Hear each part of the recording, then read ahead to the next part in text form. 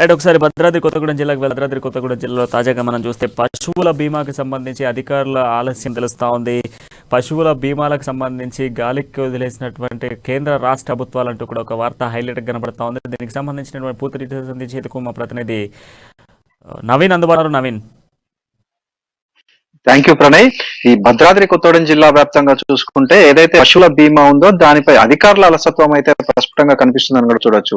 ముఖ్యంగా మనం చూసుకుంటే ఏదైతే రైతు బీమా, అదే విధంగా పంట బీమా, ఇటు కేంద్ర మరియు మన రాష్ట్ర ప్రభుత్వాలు రైతుల భరోసా కల్పిస్తూ ఇస్తున్నటువంటి ఈ బీమాలను అయితే అమలు చేస్తున్న పరిధిలో ఏదైతే పశువుల బీమా, ఏదైతే రైతులకు ముఖ్య ఆసరా ఉన్నటువంటి పాడి పశువుల బీమానైతే అధికారులు అలసత్వం చేస్తున్నారని కూడా చూసుకోవచ్చు.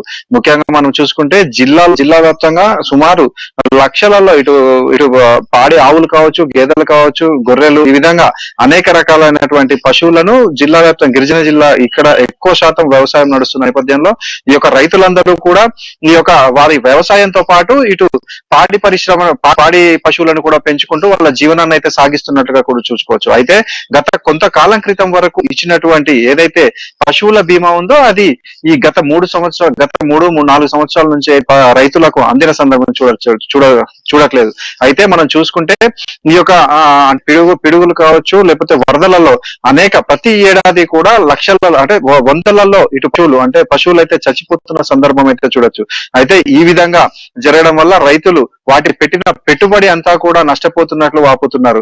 అయితే ఇప్పుడు ఇంతకు ముందు ఏ విధంగా ఉండేదంటే ఇప్పుడు ప్రభుత్వం వీరికి బీమా చెల్లించే సందర్భంలో ప్రభుత్వం నుంచి ప్రభుత్వం సగం బీమా చెల్లించిన నేపథ్యంలో రైతులు వీరి చేతి నుంచి సగం బీమాను చెల్లించుకునేవారు. అయితే ఎప్పుడైతే ఈ ప్రమాదాలు ఈ ప్రమాదాలు సంభవించినప్పుడు పశువర్ధక సంబంధించినటువంటి అధికారులు పంచనామా నిర్వహించి ఏదైతే బీమా సంస్థల ద్వారా వీళ్ళు బీమా చేయించుకున్నారో వారికి వీరి రిపోర్ట్స్ ను పంపించిన నేపథ్యంలో వారికి రైతులకు ఈ చనిపోయిన పశువులకు గాను ఈ యొక్క బీమా డబ్బు అనేది అందజేసేవారు. ఈ వచ్చిన డబ్బుతోటి మరలా పశువులను మరి కొనుక్కొని మరలా వీరు వ్యాపారం అయితే చేసుకునే సందర్భం అయితే చూసుకోవచ్చు.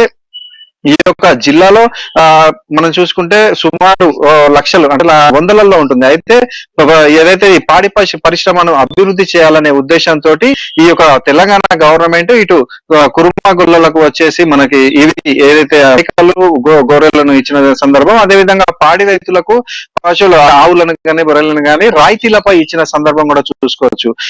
ఇప్పుడు ఉన్న పరిస్థితి ఏంటి అంటే ప్రభుత్వం నుంచి ఈ బీమా లేకపోయేసరికి ఈ యొక్క రైతులు ఈ యొక్క ప్రైవేట్ బీమా సంస్థలను ఆశ్రయిస్తున్న సందర్భం కూడా చూసుకోవచ్చు. అయితే ఈ యొక్క ప్రైవేట్ బీమా సంస్థల నందు పూర్తి అమౌంట్ రైతుల చేతిలోంచే పెట్టుకోవాల్సిన సందర్భం నెలకొన్నది. దీని వలన ప్రతి సంవత్సరం కూడా ప్రీమియంలు కట్టలేక రైతులైతే చాలా ఇబ్బందులు ఎదుర్కొంటున్న నేపథ్యంలో ఈ యొక్క ఈ బీమాలు అయితే కట్టిన సందర్భం అయితే మనకు కనిపించట్లేదు. అయితే 2009 నుంచి 2018 వరకు అమలైనటువంటి ఈ యొక్క పశువుల బీమా అనేది ఇప్పుడైతే అసలు సాధ్యపడచ్చు. రైతులందరూ కోరుకునేది ఒకటే మనం చూసుకోవచ్చు. ఏదైతే ఈ యొక్క ప్రభుత్వానికైనా పాడి పశువులకు సంబంధించినటువంటి బీమాను ఏర్పాటు చేసినట్లయితే ఈ పాడి పరిశ్రమను మరింత వృద్ధి చేసుకునేటానికి అవకాశం ఉంటుందని రైతులు అయిపోతున్న సందర్భం చూడొచ్చు. ప్రణయ్, నవీన్, ఇప్పుడు 2009 నుంచి 2018 వరకు అమల్లో ఉన్నటువంటి బీమాను ఎందుకు అధికారులు ఉన్నారు? విద్యుత్ షాక్తో మరణించినటువంటి పశువులకు సంబంధించి బీమా వస్తుంది తప్ప మిగతా ఏ విధమైనటువంటి వ్యాధులతోనైనా లేకపోతే అన్ఎక్స్పెక్టెడ్ గా మరణించినటువంటి పశువులకు సంబంధించి బీమా వర్తించదు అంటూ చెప్తా ఉన్నారు. ఎందుకు మరి ఇటు ఏదైతే పశువులకు సంబంధించి యానిమల్ కి సంబంధించినటువంటి డాక్టర్స్ కావచ్చు, అక్కడ ఉన్నటువంటి యానిమల్ డిపార్ట్మెంట్ కి సంబంధించినటువంటి వాళ్ళు పట్టించుకోవట్లేదు?